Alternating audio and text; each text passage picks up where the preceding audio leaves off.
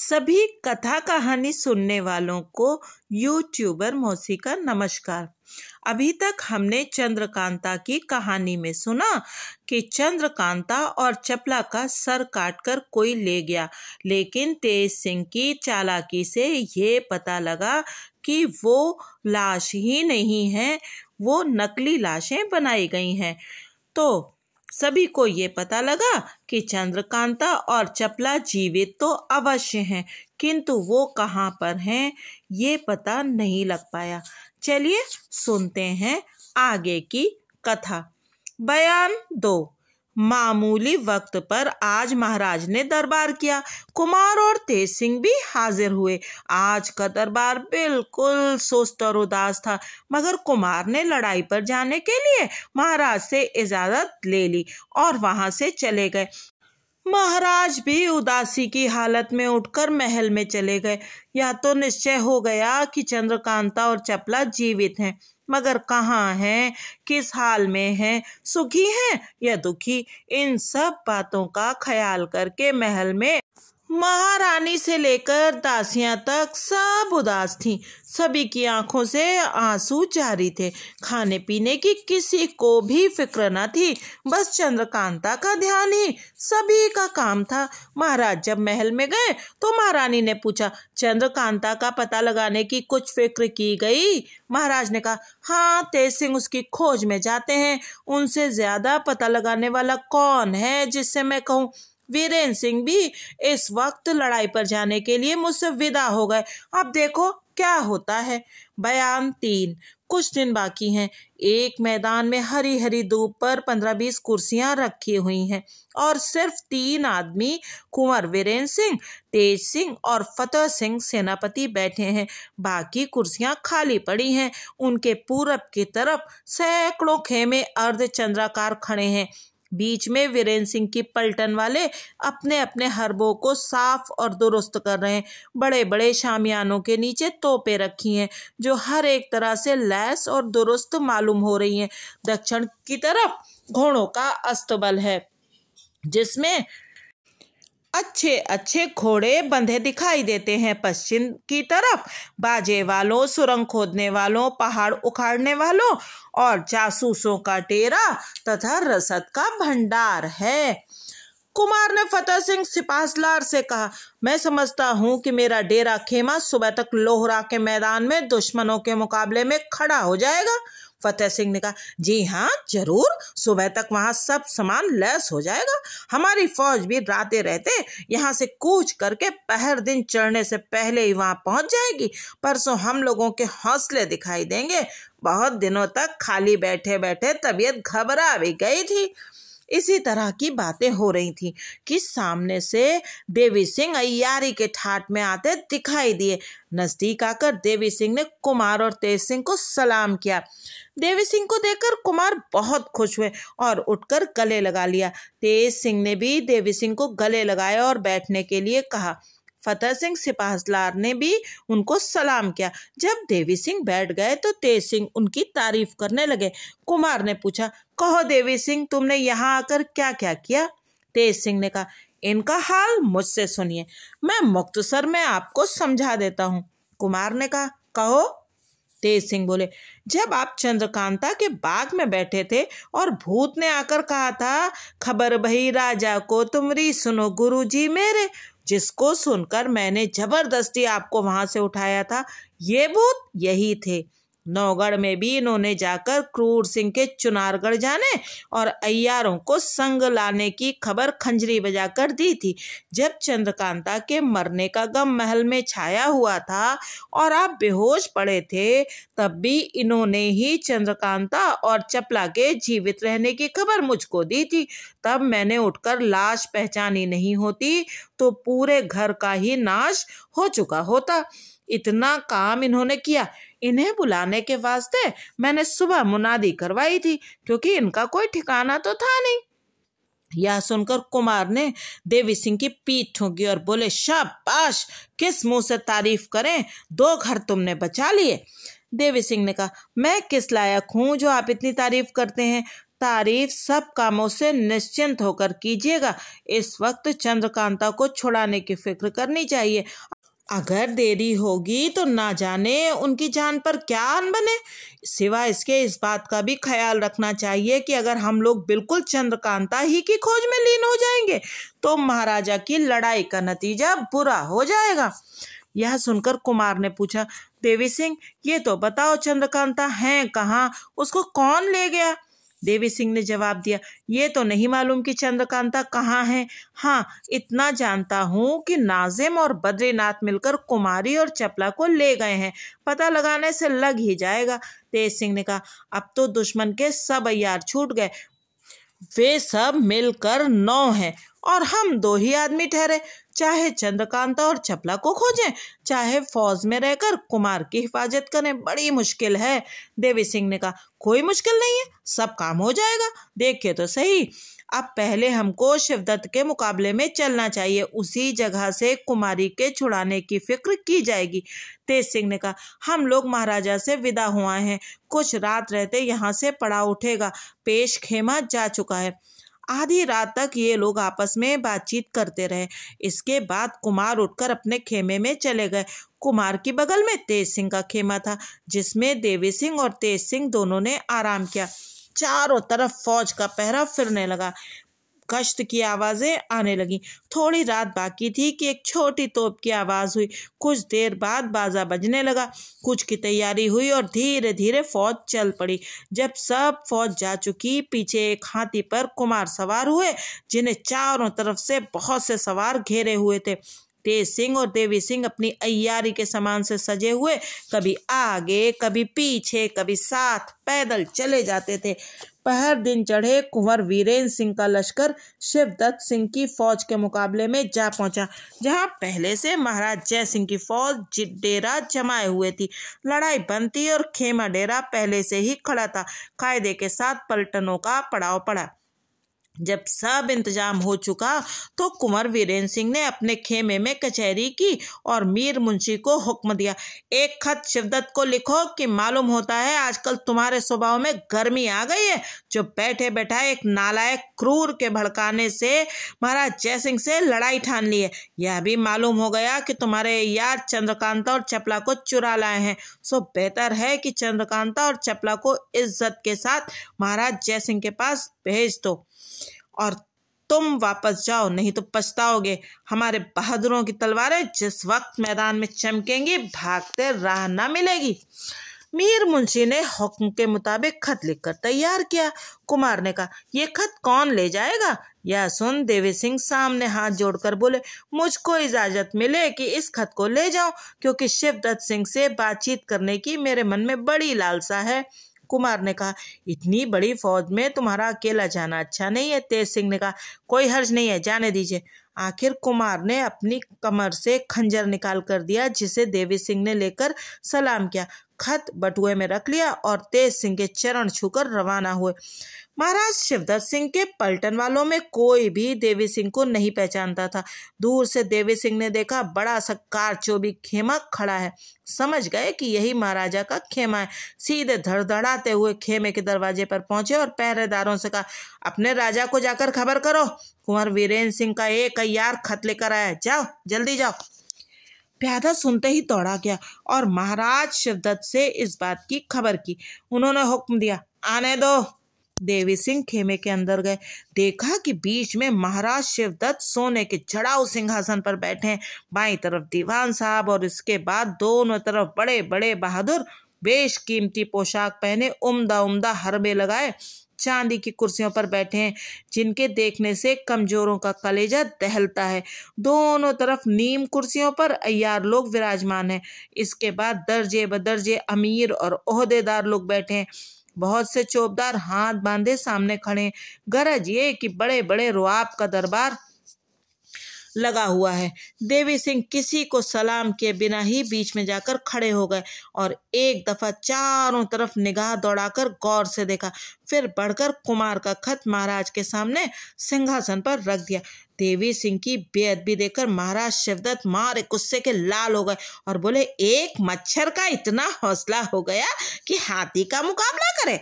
अभी तो वीरेंद्र सिंह के मुंह से दूध की महक भी न गई होगी। यह कहते हुए खत हाथ में लेकर फाड़ दिया। खत का फटना था कि देवी सिंह की आंखें लाल हो गई। बोले, जिसके सिर पर मौत सवार होती है उसकी बुद्धि पहले ही हवा खाने चली जाती है।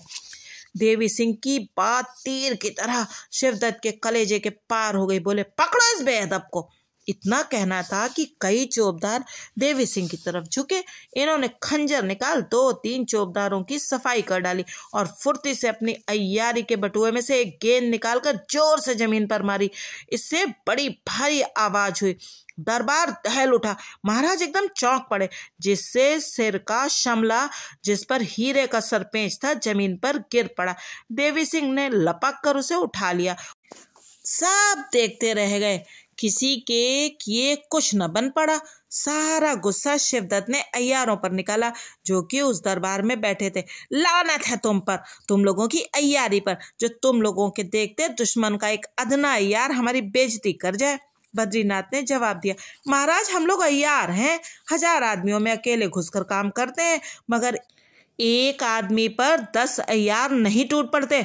यह हम लोगों के कायदे के बाहर है। बड़े बड़े पहलवान तो बैठे थे, इन लोगों ने क्या कर लिया? बद्रीनाथ की बात का जवाब शिवदत्त ने कुछ न देकर कहा, अच्छा कलम देख लेंगे। बयान 4। महाराज शिवदत्त का शमला लिए देवी सिंह कुंवर वीरेंद्र सिंह के पास पहुंचे और जो कुछ हुआ था बयान किया। कुमार यह सुनकर हंसने लगे और बोले, चलो सगुन तो अच्छा हुआ। तेज सिंह ने कहा, सबसे ज्यादा अच्छा सगुन तो मेरे लिए हुआ कि शागिर्द पैदा कर लाया। यह कहकर शमले में से सरपेंच खोल बटुए में दाखिल किया। कुमार ने कहा, भला तुम इसका क्या करोगे? ये तुम्हारे किस मतलब का है? तेज सिंह ने जवाब दिया, इसका नाम फतेह का सरपेंच है। जिस रोज आपकी बारात निकलेगी, महाराज शिवदत्त की सूरत बना इसी को माथे पर बांध मैं आगे आगे झंडा लेकर चलूंगा। यह सुनकर कुमार हंस दिए, पर साथ ही इसके 2 बूंद आंसू आंखों से निकल पड़े, जिनको जल्दी से कुमार ने रुमाल से पोंछ लिया। तेज सिंह समझ गए कि यह चंद्रकांता की जुदाई का असर है। इनको भी चपला का बहुत कुछ ख्याल था। देवी सिंह से बोले, सुनो देवी सिंह, कल लड़ाई जरूर होगी, इसीलिए एक अय्यार का यहाँ रहना जरूरी है और सबसे जरूरी काम चंद्रकांता का पता लगाना है। देवी सिंह ने तेज सिंह से कहा, आप यहाँ रहकर फौज की हिफाजत कीजिए, मैं चंद्रकांता की खोज में जाता हूँ। तेज सिंह ने कहा, नहीं, चुनारगढ़ की पहाड़ियां तुम्हारी अच्छी तरह देखी हुई नहीं है और चंद्रकांता जरूर उसी तरफ होगी। इससे यही ठीक होगा कि तुम यहाँ रहो और मैं कुमारी की खोज में जाऊं। देवी सिंह ने कहा, जैसी आपकी खुशी। तेज सिंह ने कुमार से कहा, आपके पास देवी सिंह है, मैं जाता हूँ, जरा होशियारी से रहिएगा और लड़ाई में जल्दी ना कीजिएगा। कुमार ने कहा, अच्छा जाओ, ईश्वर तुम्हारी रक्षा करेंगे। बातचीत करते शाम हो गई, बल्कि कुछ रात भी चली गई। तेज सिंह उठ खड़े हुए और जरूरी चीजें ले अय्यारी के सामान से लैस होकर वहां से एक जंगल की तरफ चले गए। बयान 5। चंद्रकांता को ले जाकर कहाँ रखा होगा? अच्छे कमरे में या अंधेरी कोठरी में? उसको खाने को क्या दिया होगा? और वह बेचारी रोने के सिवा करती क्या होगी? खाने पीने की उसे कब सुध होगी? उसका मुंह दुख और भय से सूख गया होगा। उसको राजी करने के लिए तंग करते होंगे, कहीं ऐसा न हो कि उसने तंग होकर जान दे दी हो। इन सब बातों को सोचते और ख्याल करते कुमार को रात भर नींद न आई। सवेरा होने ही वाला था कि महाराज शिवदत्त के लश्कर से डंगे की आवाज आई। मालूम हुआ कि दुश्मनों की लड़ाई का सामान हो रहा है। कुमार भी उठे, हाथ मुंह धो लिए। इतने में हरकारे ने आकर खबर दी कि दुश्मनों की तरफ लड़ाई का सामान हो रहा है। कुमार ने भी कहा, हमारे यहाँ भी जल्दी तैयारी की जाए। हरकारा हुक्म पाकर रवाना हुआ।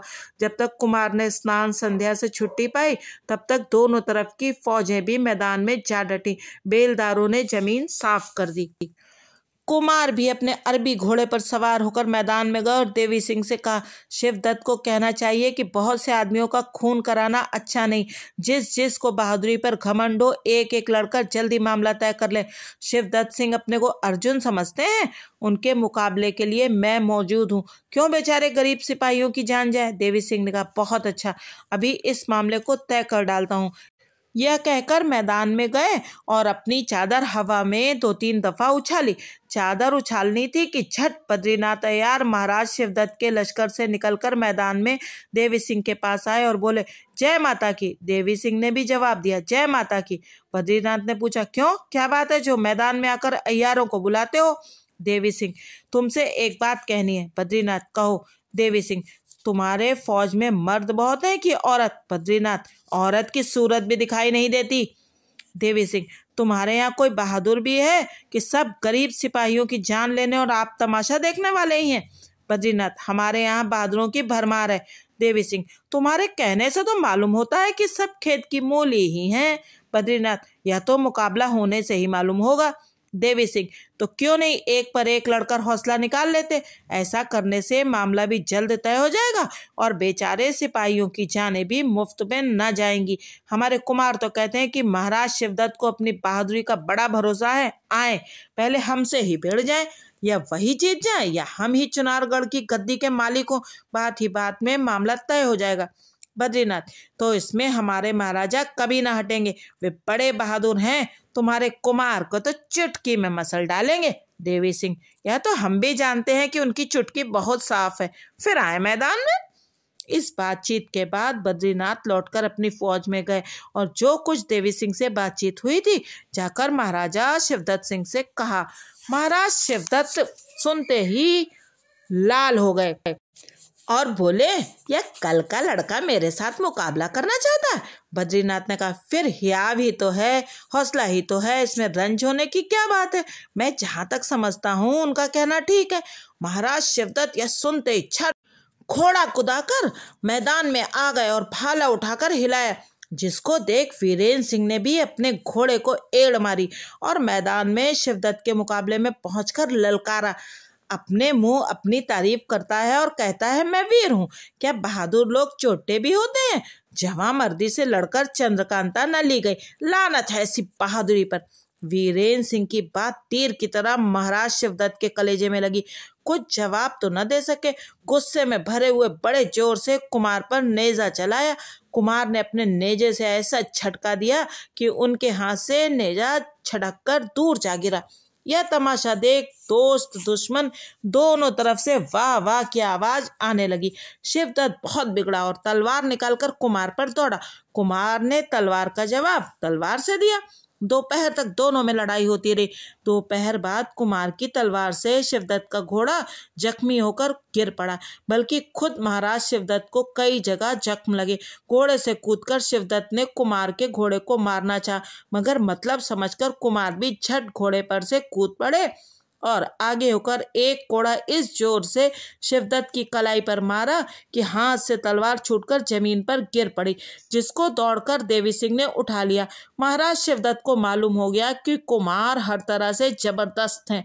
अगर थोड़ी देर और लड़ाई होगी तो हम बेशक मारे जाएंगे या पकड़े जाएंगे। यह सोचकर अपनी फौज को कुमार पर धावा करने का इशारा किया। बस एकदम से कुमार को उन्होंने घेर लिया। यह देखकर कुमार की फौज ने भी मारना शुरू किया। फतेह सिंह सेनापति और देवी सिंह कोशिश करके कुमार के पास पहुंचे और तलवार और खंजर चलाने लगे। दोनों फौजें आपस में खूब गुद गईं और घमासान लड़ाई होने लगी। शिवदत्त के बड़े बड़े पहलवानों ने चाहा कि इसी लड़ाई में कुमार का काम तमाम कर दें, मगर कुछ बन न पड़ा। कुमार के हाथ बहुत से दुश्मन मारे गए। शाम को उतारे का डंका बजा और लड़ाई बंद हुई। फौज ने कमर खोली। कुमार अपने खेमे में आए, मगर बहुत सुस्त हो रहे थे। फतेह सिंह सेनापति भी जख्मी हो गए थे। रात को सभी ने आराम किया। महाराज शिवदत्त ने अपने दीवान और पहलवानों से राय ली थी कि अब क्या करना चाहिए। फौज तो वीरेंद्र सिंह की हमसे बहुत कम है, मगर उनकी दिलावरी से हमारा हौसला टूट जाता है, क्योंकि हमने भी उससे लड़कर बहुत हानि उठाई। हमारी तो यही राय है कि रात को कुमार के लश्कर पर धावा मारें। इस राय को सभी ने पसंद किया। थोड़ी रात रहे शिवदत्त ने कुमार की फौज पर 500 सिपाहियों के साथ धावा किया। बड़ी ही गड़बड़ मची। अंधेरी रात में दोस्त दुश्मनों का पता लगाना मुश्किल था। कुमार की फौज दुश्मन समझ अपने ही लोगों को मारने लगी। यह खबर वीरेंद्र सिंह को भी लगी। झट अपने खेमे से बाहर निकल आए। देवी सिंह ने बहुत से आदमियों को महताब जलाने के लिए बांटे। यह महताब तेज सिंह ने अपनी तरकीब से बनाई थी। इसके जलाते ही उजाला हो गया और दिन की तरह मालूम होने लगा।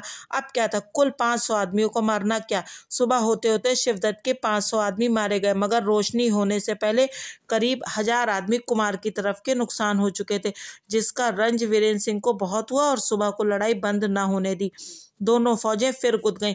कुमार ने जल्दी से स्नान किया और संध्या पूजा करके हरबों को बदन पर सजा दुश्मन की फौज में घुस गए। लड़ाई खूब हो रही थी, किसी को तनो बदन की खबर न थी। एकाएक पूरब और उत्तर के कोने से कुछ फौजी सवार तेजी से आते हुए दिखाई दिए, जिनके आगे एक सवार बहुत उम्दा पोशाक पहने अरबी घोड़े पर सवार घोड़ा दौड़ाए चला आता था। उसके पीछे और भी सवार जो करीब 500 होंगे घोड़ा दौड़ाए चले आ रहे थे। अगले सवार की पोशाक और हरबों से मालूम होता था यह सभी का सरदार है। सरदार ने मुंह पर नकाब डाल रखा था। इस फौज ने पीछे से आकर महाराज शिवदत्त की फौज पर धावा किया और खूब मारा। इधर से वीरेंद्र सिंह की फौज ने जब देखा कि दुश्मनों को मारने वाला एक और दस्ता आ पहुंचा तो तबीयत बढ़ गई और हौसले के साथ लड़ने लगे। दो तरफी चोट महाराज शिवदत्त की फौज संभाल न पाई और भाग चली। फिर तो कुमार की बन पड़ी। 2 कोस तक पीछा किया, आखिर फतेह का डंका बजाते अपने पड़ाव पर आए, मगर हैरान थे कि ये नकाबपोश सवार कौन था, जिन्होंने बड़े वक्त पर हमारी मदद की और जिधर से आए थे उधर ही चले गए। कोई किसी की जरा सी मदद करता है तो एहसान जताने लगता है, मगर इन्होंने हमारा सामना भी नहीं किया। यह बड़ी बहादुरी का काम है। बहुत सोचा मगर कुछ समझ में ना आया। महाराज शिवदत्त का सारा माल खजाना और खेमा वगैरह कुमार के हाथ लगा। जब कुमार निश्चित हुए तो उन्होंने देवी सिंह से पूछा, क्या तुम कुछ बता सकते हो कि वे नकाबपोश कौन थे जिन्होंने हमारी मदद की। देवी सिंह ने कहा, मेरे कुछ भी ख्याल में नहीं आता, मगर वाह बहादुरी इसे कहते हैं। इतने में एक जासूस ने आकर खबर दी कि दुश्मन थोड़ी दूर पर जाकर अटक गए हैं और फिर लड़ाई की तैयारी कर रहे हैं। बयान 6। तेज सिंह चंद्रकांता और चपला का पता लगाने के लिए कुंवर वीरेंद्र सिंह से विदा होकर फौज के हाथे के बाहर आए और सोचने लगे अब किधर जाएं, कहाँ ढूंढे। दुश्मन की फौज में देखने की तो कोई जरूरत नहीं, क्योंकि वहां चंद्रकांता को कभी नहीं रखा गया होगा। इससे अच्छा चुनारगढ़ ही चलना ठीक है। यह सोचकर चुनारगढ़ की तरफ रवाना हुए और दूसरे दिन सवेरे वहां पहुंचे। सूरत बदलकर इधर उधर घूमने लगे, जगह जगह पर अटकते और अपना मतलब निकालने की फिक्र करते थे, मगर कुछ फायदा न हुआ। कुमारी की खबर कुछ भी मालूम न हुई। रात को तेज सिंह सूरत बदल किले के अंदर घुस गए और इधर उधर ढूंढने लगे। घूमते घूमते मौका पाकर वे एक काले कपड़े से अपने बदन को ढक कमंद फेंक कर महल पर चढ़ गए। इस समय आधी रात जा चुकी होगी। छत पर से तेज सिंह ने झांक कर देखा तो सन्नाटा मालूम पड़ा, मगर रोशनी खूब हो रही थी। तेज सिंह नीचे उतरे और एक दालान में खड़े होकर देखने लगे। सामने एक बड़ा कमरा था जो बहुत खूबसूरती के साथ बेशकीमती असबाबों और तस्वीरों से सजा हुआ था। रोशनी ज्यादा न थी, सिर्फ शमादान चल रहे थे। बीच में ऊंची मसनद पर एक औरत सो रही थी। चारों तरफ उसके कई औरतें भी फर्श पर पड़ी हुई थी। तेज सिंह आगे बढ़े और एक एक करके रोशनी बुझाने लगे, यहाँ तक कि सिर्फ उस कमरे में एक रोशनी रह गई और सब बुझ गई। अब तेज सिंह उस कमरे की तरफ बड़े दरवाजे पर खड़े होकर देखा तो पास से वह सूरत बखूबी दिखाई देने लगी जिसको दूर से देखा था। तमाम बदन शबनमी से ढका हुआ मगर खूबसूरत चेहरा खुला था। करवट के सबब से कुछ हिस्सा मुंह का नीचे के मखमली तकिए पर होने से छिपा हुआ था। गोरा रंग, गालों पर सुर्खी, जिस पर एक लट खुलकर आ पड़ी थी जो बहुत ही भली मालूम होती थी। आंखों के पास शायद किसी जख्म का घाव था, मगर यह भी भला मालूम होता था। तेज सिंह को यकीन हो गया कि बेशक महाराज शिवदत्त की रानी यही है।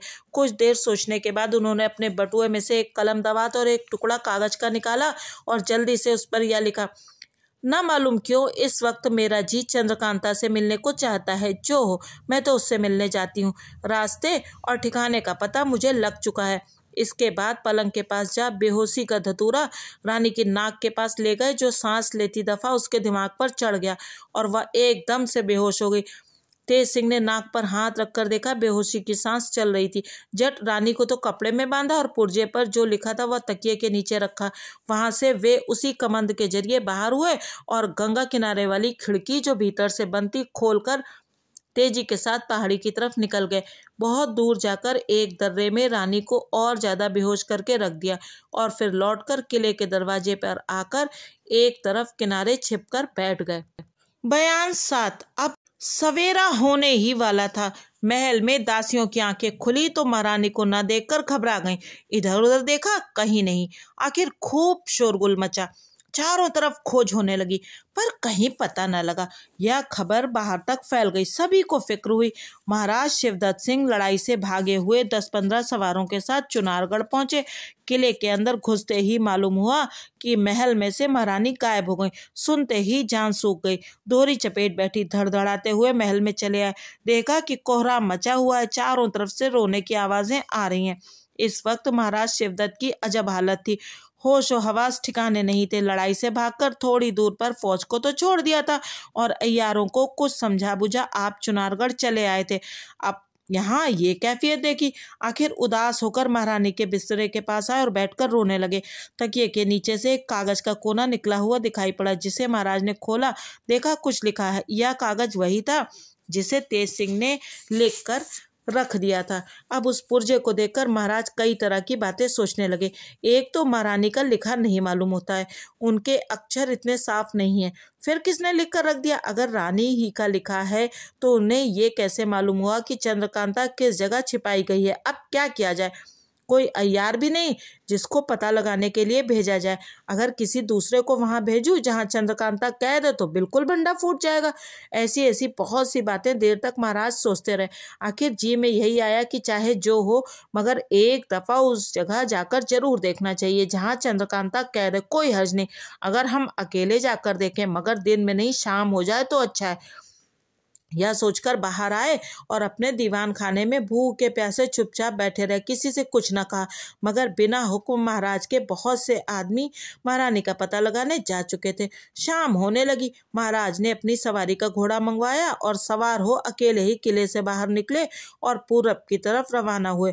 अब बिल्कुल शाम नहीं बल्कि रात हो गई, मगर चांदनी रात होने के सबब से सब साफ दिखाई देता था। तेज सिंह जो किले के दरवाजे के पास ही छिपे हुए थे, महाराज शिवदत्त को अकेले घोड़े पर जाते देख साथ हो लिए 3 कोस तक पीछे पीछे तेजी के साथ चले गए। मगर महाराज को यह न मालूम हुआ कि साथ साथ कोई छिपा हुआ आ रहा है। अब महाराज ने अपने घोड़े को एक नाले में चलाया जो बिल्कुल सूखा पड़ा था। जैसे जैसे आगे जाते थे नाला गहरा मिलता जाता था और दोनों तरफ के पत्थर के करारे ऊंचे होते जाते थे। दोनों तरफ बड़ा भारी डरावना जंगल था तथा बड़े बड़े साखू तथा आसन के पेड़ थे।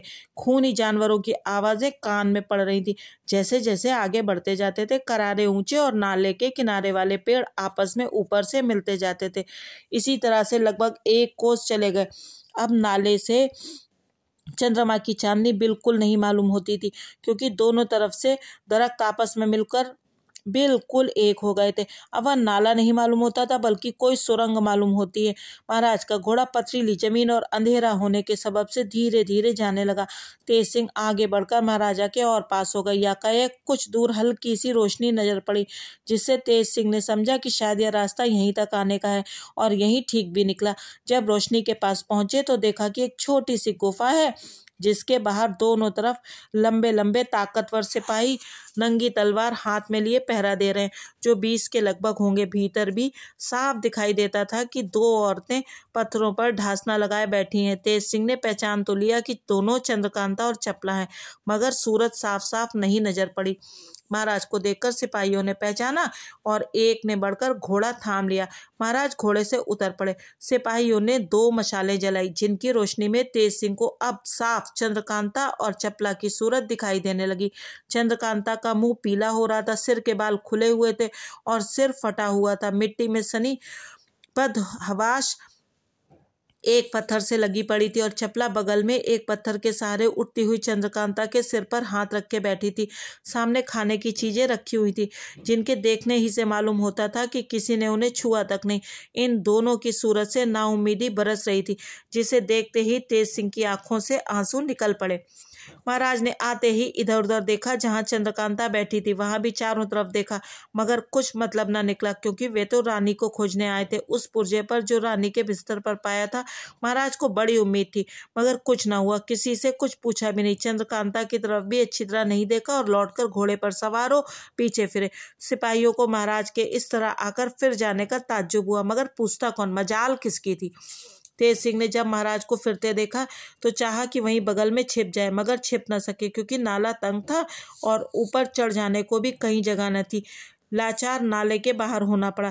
तेजी के साथ महाराज से पहले नाले से बाहर हो गए और एक किनारे छिप गए। महाराज वहां से निकल शहर की तरफ रवाना हुए। अब तेज सिंह सोचने लगे कि यहाँ से मैं अकेले चंद्रकांता को कैसे छुड़ा सकूंगा। लड़ने का मौका नहीं, करूं तो क्या करूं। अगर महाराज की सूरत बन जाऊं और कोई तरकीब करूं तो भी ठीक नहीं होता, क्योंकि महाराज अभी यहाँ से लौटे हैं। दूसरी कोई तरकीब करूं तो काम न चले और बैरी को मालूम हो जाए तो फिर यहाँ से चंद्रकांता दूसरी जगह छिपा दी जाएगी, तब और भी मुश्किल होगी। इससे यही ठीक है कि कुमार के पास लौट चलूं और वहां से कुछ आदमियों को लाऊं, क्योंकि इस नाले में अकेले आकर इन लोगों का मुकाबला करना ठीक नहीं है।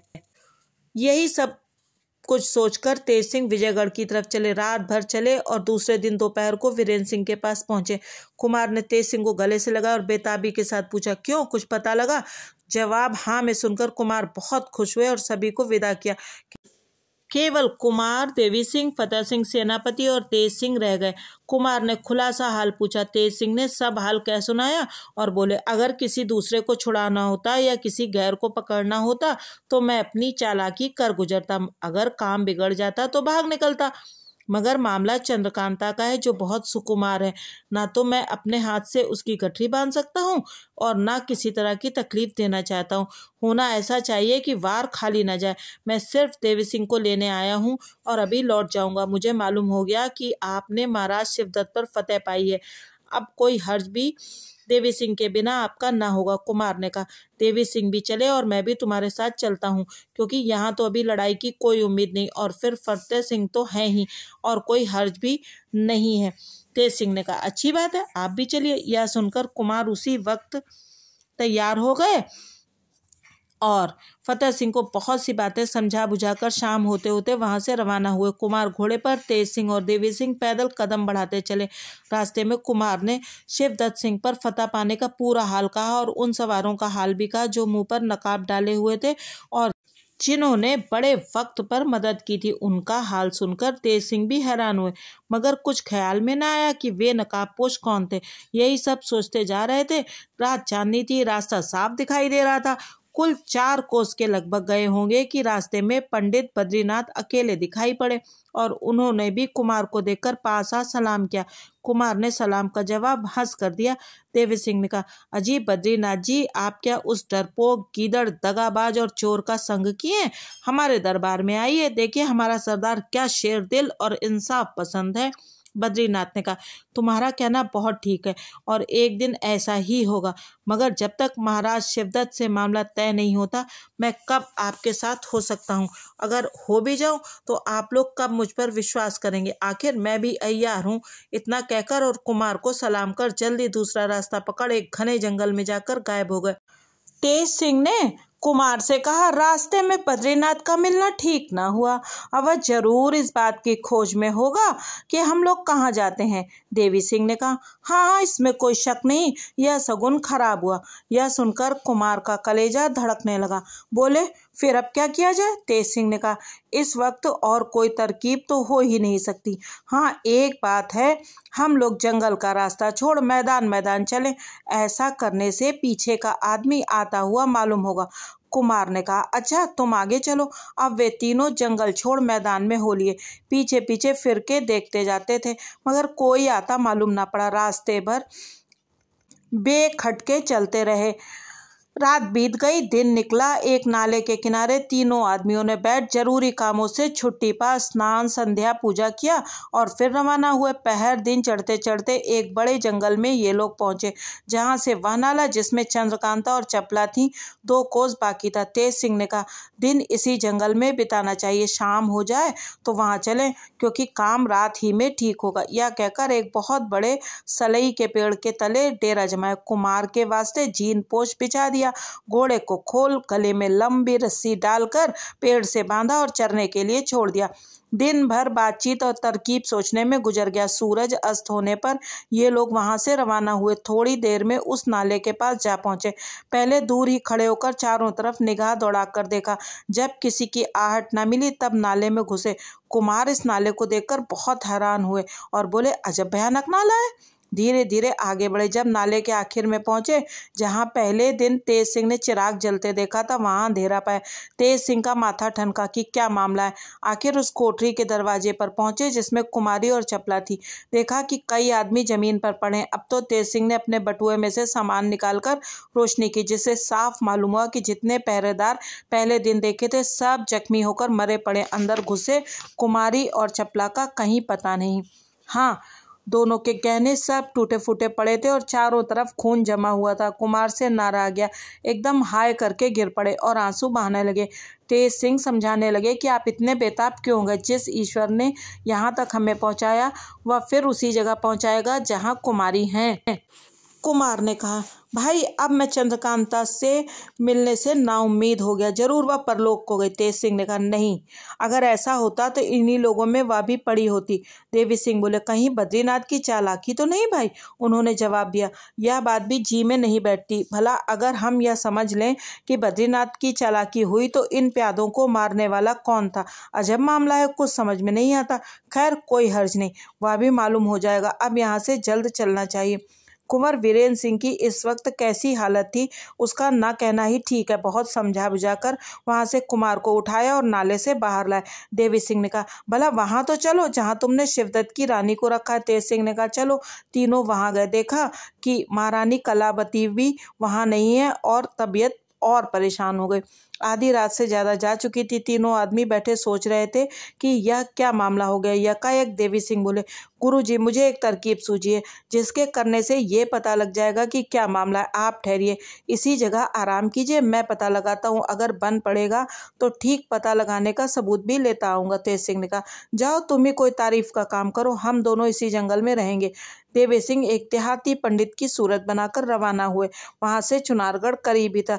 थोड़ी देर में जा पहुंचे। दूर से देखा एक सिपाही टहलता हुआ पहरा दे रहा है। एक शीशी हाथ में लेकर उसके पास गए और एक अशर्फी दिखाकर देहाती बोली में बोले, इस अशर्फी को आप ले लीजिए और इस इत्र की पहचान कर दीजिए कि किस चीज़ का है।